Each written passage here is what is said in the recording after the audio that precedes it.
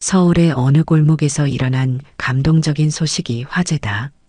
골목마다 쌀쌀한 저녁 공기가 감돌던 지난 시각, 300만 원이 든 돈봉투를 주운 한 청년의 선택이 잔잔한 감동을 전하고 있다. 음식점을 운영하는 박진수 씨는 가게 문을 닫고 귀가하던 중이었다. 인적이 드문 골목길 인도 한복판에 두툼한 봉투가 떨어져 있는 것을 발견했다. 박진수 씨는 주위를 둘러보았지만 봉투의 주인으로 보이는 사람은 찾을 수 없었다. 처음에는 광고 전단이나 버려진 우편물인 줄 알았습니다만 봉투를 집어들고 보니 묵직했죠. 그때부터 가슴이 두근거리기 시작했습니다. 박진수 씨가 봉투를 열어본 순간 300만 원이라는 거액이 눈앞에 펼쳐졌다. 그의 머릿속에는 수많은 생각이 스쳐 지나갔다.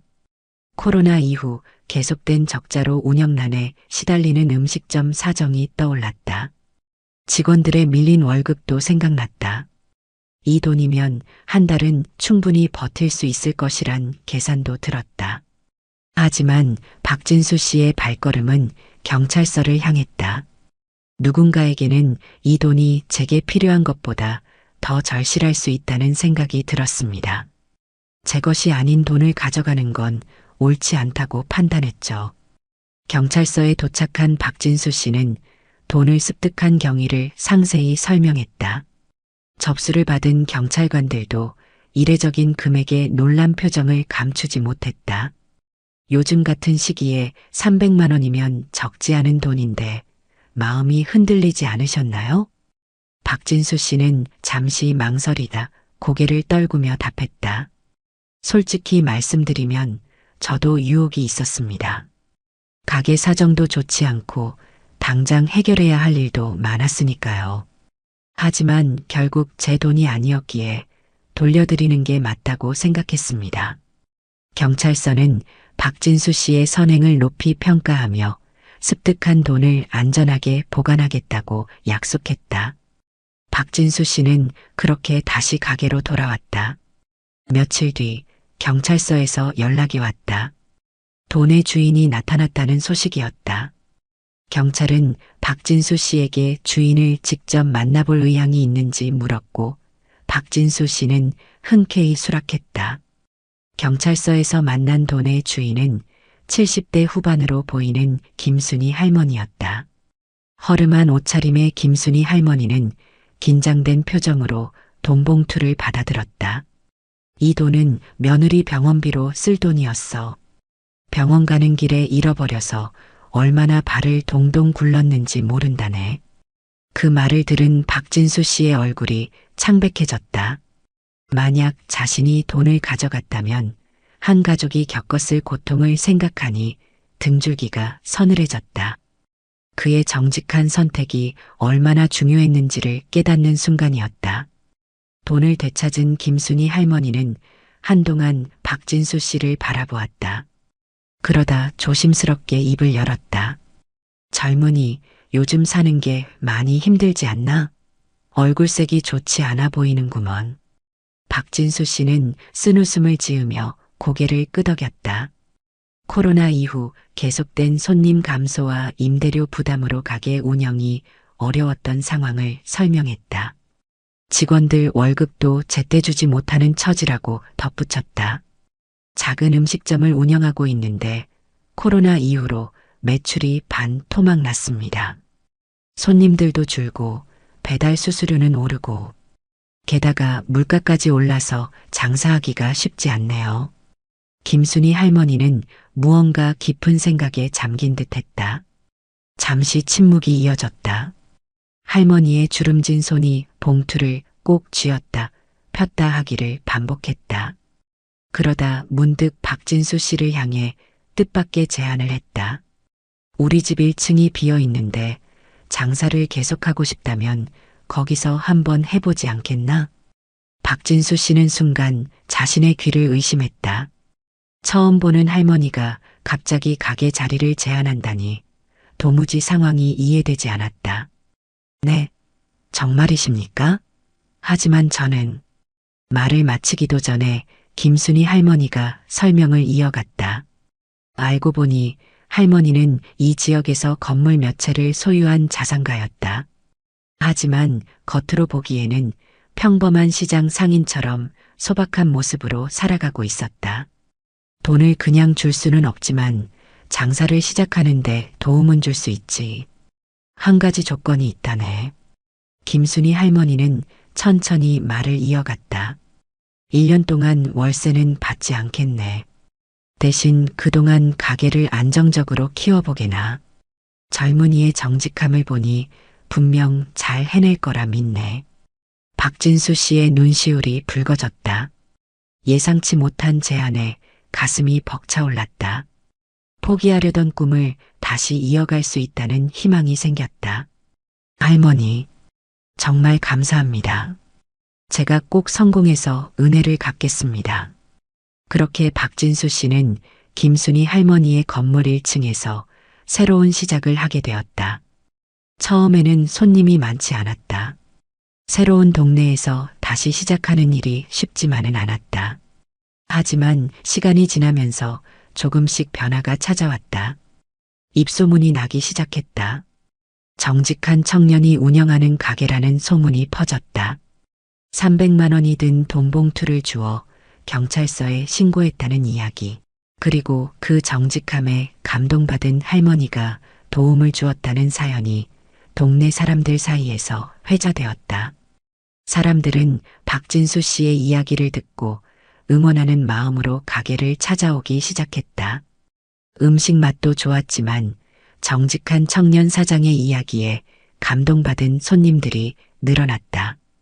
이런 분의 가게라면 안심하고 먹을 수 있겠네요. 요즘 세상에 이렇게 정직한 젊은이가 있다니 참 보기 좋습니다. 손님들의 따뜻한 말 한마디 한마디가 박진수 씨에게는 큰 힘이 되었다. 그는 더욱 열심히 일했다. 음식 재료도 꼼꼼히 고르고 조리 과정도 정성을 다했다. 손님 한 분 한 분을 친절하게 맞이했다. 김순희 할머니는 가끔 가게에 들러 박진수 씨의 장사 모습을 지켜보았다. 할머니의 눈에는 젊은 시절 자신의 모습이 겹쳐 보였다. 성실하게 일하는 모습이 마음에 들었다. 김순희 할머니는 어느 날 오후 박진수 씨의 가게를 찾았다. 주방에서 바쁘게 일하는 박진수 씨의 모습을 한참 동안 지켜보다가 조용히 자리에 앉았다. 할머니, 오늘은 제가 특별히 준비한 요리가 있습니다. 박진수 씨는 정성스럽게 차린 음식을 내오며 깊은 감사의 마음을 전했다. 할머니 덕분에 이제는 직원 월급도 밀리지 않고 장사도 조금씩 자리를 잡아가고 있습니다. 정말 감사합니다. 김순희 할머니는 잔잔한 미소를 지으며 60년 전 자신의 이야기를 꺼내기 시작했다. 할머니도 젊은 시절 박진수 씨처럼 한 장의 돈봉투를 주운 적이 있었다고 했다. 그때 나는 25살이었지. 시장에서 과일 장사를 하던 때였는데 하루는 장을 마치고 돌아가는 길에 돈봉투를 주었다네. 당시 김순희 할머니는 어려운 형편이었다. 아픈 어머니의 병원비와 동생들의 학비를 혼자 책임져야 했다. 돈봉투를 주었을 때 할머니의 마음도 크게 흔들렸다고 한다. 그 돈이면 어머니 병원비도 내고 동생들 학비도 해결할 수 있었을 텐데. 하지만 끝내 경찰서로 발걸음을 돌렸지. 그때 돈의 주인은 시장에서 채소 도매를 하던 상인이었다. 그는 김순희 할머니의 정직함에 감동받아 자신의 가게에서 일할 기회를 주었다. 그것이 할머니의 인생을 바꾸는 전환점이 되었다. 그분 덕분에 장사를 배우고 나중에는 제 가게도 열 수 있었지. 그렇게 조금씩 읽어서 지금의 자리까지 오게 됐다네. 할머니의 눈시울이 붉어졌다. 그때 내 정직함이 내 인생을 바꿨듯이 자네도 그 정직함 덕분에 새로운 기회를 얻은 거야. 세상은 참 묘하게도 우리가 뿌린 씨앗이 다시 우리에게 돌아오게 만드는 것 같구먼. 박진수 씨는 할머니의 이야기를 들으며 깊은 감동을 느꼈다. 자신도 언젠가는 누군가에게 이런 도움을 줄 수 있는 사람이 되고 싶다는 다짐을 했다. 할머니, 저도 나중에 제가 받은 이 도움을 다른 분들에게 꼭 나누겠습니다. 시간이 흘러 박진수 씨의 가게는 점점 더 많은 사람들이 찾는 맛집이 되어갔다. 음식 맛도 좋았지만 정직하고 따뜻한 마음씨를 가진 젊은 사장의 이야기가 입소문을 타고 퍼져나갔다.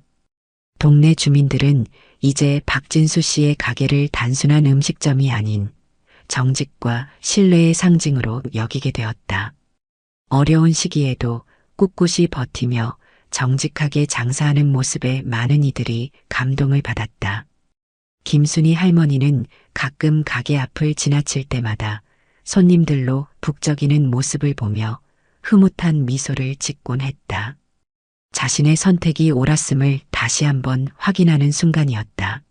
한 해가 지나고 박진수 씨의 음식점은 동네에서 손꼽히는 맛집으로 자리 잡았다. 단순히 음식 맛이 좋아서만이 아니었다. 정직한 청년 사장의 이야기가 담긴 공간이라는 점이 사람들의 마음을 움직였다. 어느 날 저녁 한 노인이 가게를 찾아왔다. 허름한 차림의 노인은 메뉴판을 한참 들여다보다가 한숨을 쉬었다.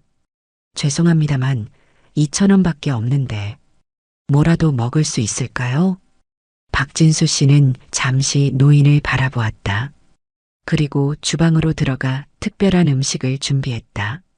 노인 앞에 놓인 건 가게에서 가장 인기 있는 메뉴였다. 많이 드세요. 2,000원이면 충분합니다. 노인은 눈시울을 붉히며 음식을 먹었다.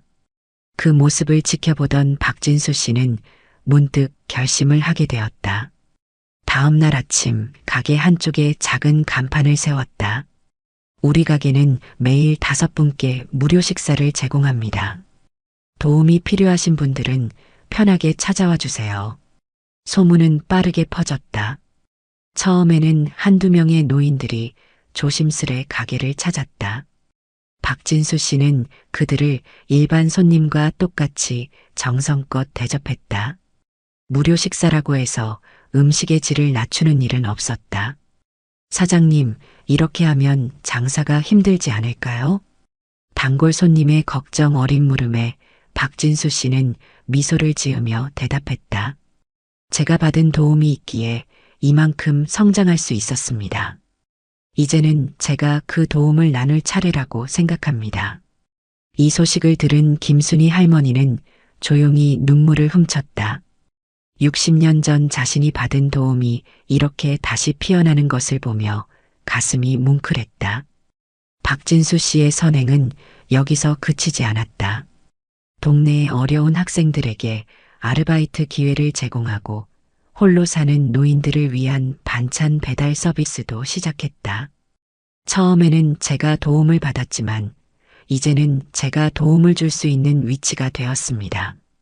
이게 바로 세상의 선순환이 아닐까요? 그의 이야기는 지역 신문에도 실렸다. 정직이 만든 기적, 그리고 이어지는 선행이라는 제목의 기사는 많은 이들의 마음을 따뜻하게 했다. 동네 상인들도 하나둘 박진수 씨의 선행에 동참하기 시작했다.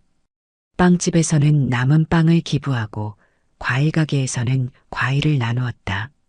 작은 정직에서 시작된 선행이 이제는 동네 전체로 퍼져나가고 있었다. 세상은 결국 우리가 만드는 거야. 한 사람의 정직한 마음이 이렇게 큰 변화를 만들어내는구먼. 김순희 할머니의 말처럼 작은 정직에서 시작된 선행은 이제 더 큰 기적을 만들어가고 있었다. 박진수 씨의 가게에는 특별한 공간이 하나 생겼다. 벽면 한켠에 설치된 작은 게시판에는 매일 새로운 쪽지들이 걸렸다. 도움이 필요한 이들이 남기는 사연과 도움을 주고 싶은 이들의 마음이 만나는 공간이었다. 밥값이 없어 끼니를 거르는 어르신이 계시다면 이 식사권을 써주세요. 지난번 받은 도움 이렇게 돌려드립니다. 누군가의 한 끼가 되었으면 좋겠습니다. 쪽지마다 따뜻한 마음이 담겨 있었다.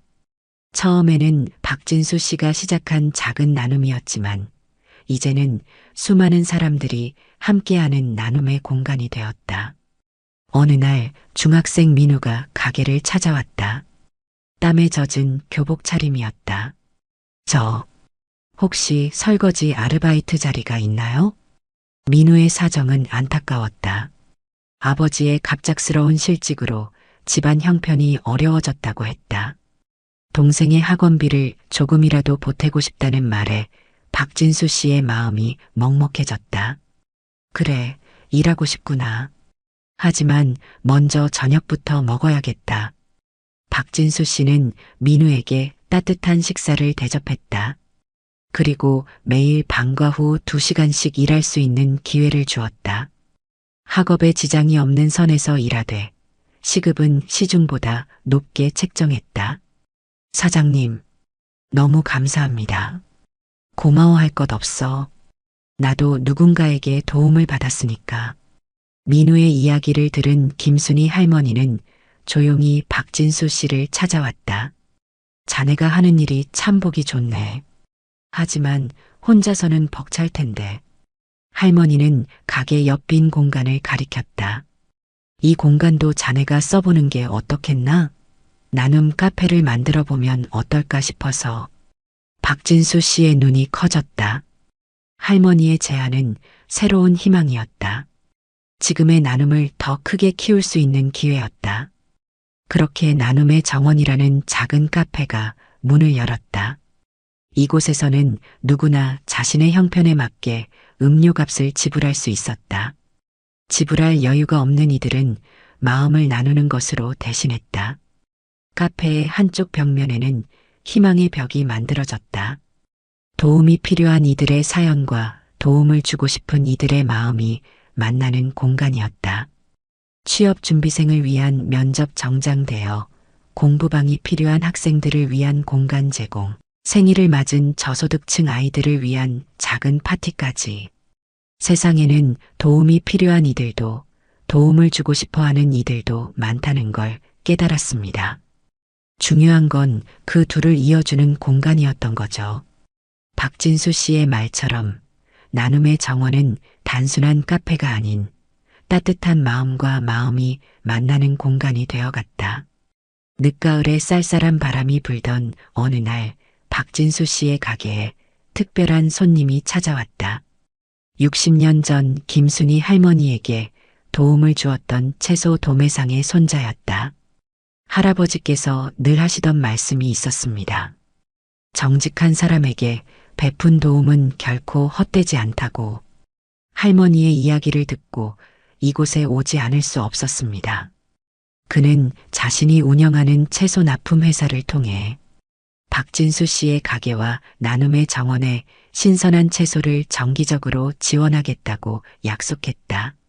한 사람의 정직함이 만든 선순환은 이렇게 세대를 넘어 이어지고 있었다. 동네 사람들 사이에서는 특별한 이야기가 돌기 시작했다. 박진수 씨의 가게에서 식사를 하고 나면 묘한 기운이 생긴다는 것이었다. 이상하게도 이곳에서 밥을 먹고 나면 하루가 더 잘 풀리는 것 같아요. 음식에 뭔가 특별한 비법이라도 있는 건가요? 박진수 씨는 그저 웃으며 대답했다. 특별한 건 없습니다. 다만 모든 음식을 정직한 마음으로 준비할 뿐이에요. 정직은 눈에 보이지 않는 힘이었다. 재료를 고르는 순간부터 음식을 내오는 그 순간까지 박진수 씨의 정직한 마음이 고스란히 담겼다. 손님들은 그 진심을 느낄 수 있었다.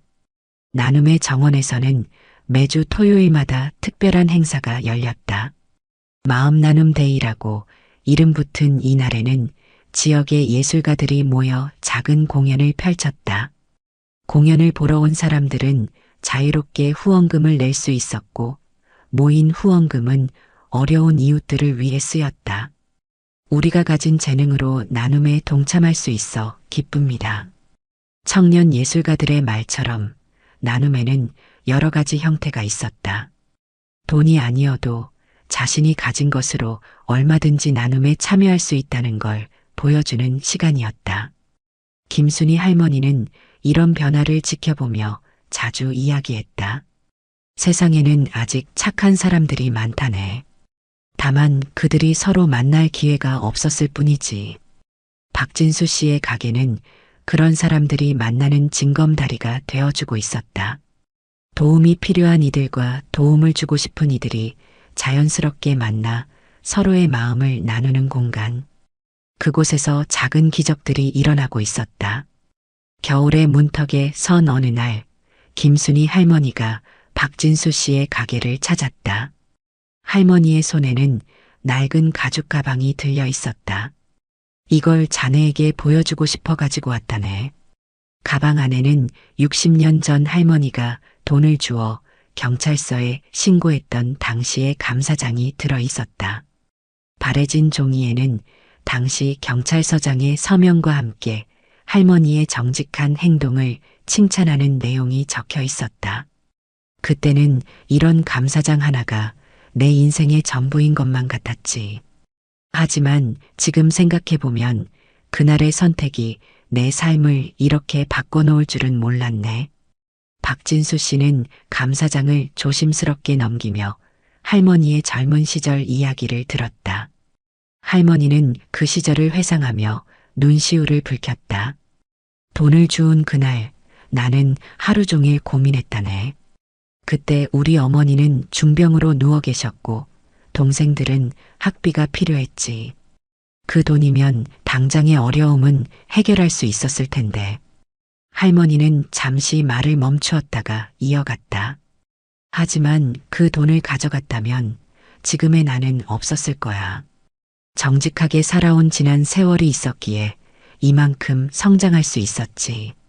그날 이후 박진수 씨의 가게에는 할머니의 감사장이 특별한 자리를 차지하게 되었다. 나눔의 정원 입구에 걸린 그 감사장은 많은 이들에게 묵직한 울림을 주었다. 보세요. 정직한 선택 하나가 이렇게 멋진 이야기를 만들어냈네요. 손님들은 감사장 앞에 서서 오랫동안 그 이야기를 들었다. 60년이라는 세월을 뛰어넘어 이어진 정직과 나눔의 의미를 되새기며 각자의 마음속에 작은 다짐을 새기곤 했다. 김순희 할머니는 이제 매일 아침 나눔의 정원에서 시간을 보냈다. 차 한 잔을 앞에 두고 사람들의 이야기를 들으며 때로는 조언을 건네고 때로는 그저 따뜻한 미소로 위로를 전했다. 할머니, 정말 멋진 선택을 하셨어요. 그저 당연한 걸 했을 뿐이야. 하지만 그 당연한 선택이 이렇게 아름다운 결과를 만들어낼 줄은 몰랐지. 할머니의 이야기는 이제 동네를 넘어 더 큰 곳으로 퍼져나가기 시작했다. 지역 신문은 물론 전국 방송에서도 관심을 보였다. 하지만 할머니는 늘 담담했다. 이런 관심보다 더 중요한 건 우리가 서로에게 베푸는 작은 친절이야. 그게 모여 세상을 바꾸는 법이지. 겨울이 깊어가던 어느 날 박진수 씨의 가게에는 특별한 모임이 열렸다. 1년 동안 나눔의 정원을 통해 도움을 주고받은 이들이 한자리에 모인 것이다. 오늘은 우리 모두가 주인공입니다. 정직과 나눔으로 이어진 우리들의 이야기를 함께 나누고 싶었습니다. 자리에는 다양한 사연을 가진 사람들이 모였다. 박진수 씨의 도움으로 학업을 이어갈 수 있었던 민우, 무료 식사로 힘든 시기를 이겨낸 노인들, 재능 기부로 참여했던 예술가들까지. 사장님 덕분에 저희 가족이 다시 일어설 수 있었어요. 이곳에서 받은 따뜻한 마음을 저도 다른 분들에게 전하고 있답니다. 한 사람 한 사람의 이야기가 이어질 때마다 김순희 할머니의 눈시울은 붉어졌다. 60년 전 자신의 작은 선택이 이토록 아름다운 결실을 맺을 줄은 상상도 하지 못했다. 모임의 마지막, 박진수 씨는 특별한 발표를 했다. 저희 가게와 나눔의 정원이 이제는 프랜차이즈가 되려고 합니다. 하지만 일반적인 프랜차이즈와는 다릅니다. 우리의 진정한 가치는 정직과 나눔이니까요. 박진수 씨는 자신의 경험을 바탕으로 정직 나눔 프로젝트를 시작하겠다고 밝혔다. 어려움에 처한 청년 자영업자들에게 기회를 주고 그들도 다시 다른 이들을 도울 수 있는 선순환의 고리를 만들어가겠다는 계획이었다. 우리가 받은 도움을 또 다른 누군가에게 전하는 것, 그것이 진정한 나눔이라고 생각합니다. 김순희 할머니는 조용히 일어나 박진수 씨의 손을 잡았다.